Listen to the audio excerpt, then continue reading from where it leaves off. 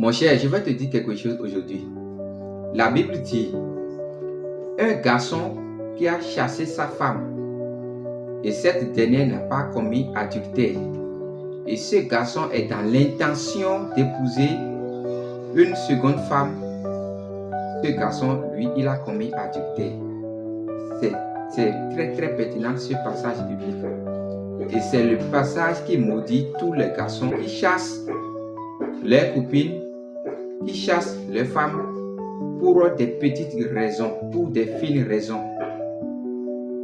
Donc ça veut dire que par ce verset biblique, tu peux chasser ta femme, tu peux chasser même ta copine, tu peux l'abandonner et ça va amener des blocages dans ta vie. Parce que celui qui a commis ce qu'on appelle adultère a droit à blocage, à malédiction et de tout ce qui n'est pas du tout bon.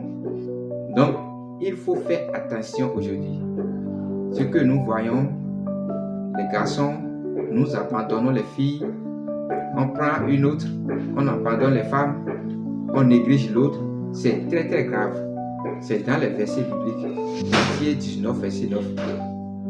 Un garçon qui a chassé sa femme, qui n'a pas commis adultère dans l'intention d'épouser une autre femme, ce garçon a commis adultère. Et vous savez les pénalités, les punitions de celui qui a commis adultère. Tu vas assaillir par des blocages. Donc beaucoup de personnes ont connu des chutes aujourd'hui parce qu'ils ont chassé leur femme ou bien leur copine d'une manière spontanée, imaginable, ce qu'on n'attendait pas. Et là, vous allez commencer par courir derrière les spiritualistes pour dire que vous voulez faire des travaux d'ouverture, des choses pour réussir votre prospérité. Mais ça ne va pas prendre effet positif parce que ce que vous allez faire n'est pas sous la loi. Vous avez piétiné la loi spirituelle de la Bible.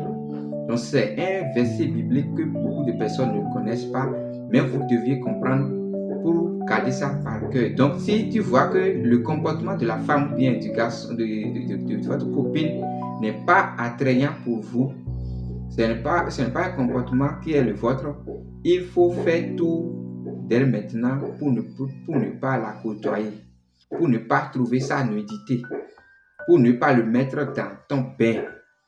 Tu l'as mis dans ton bain et dans quelques minutes, ou bien dans quelques jours, dans quelques mois, dans quelques années, tu l'as abandonné d'une façon spontanée.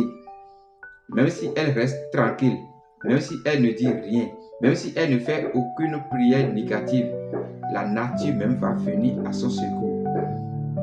Votre frère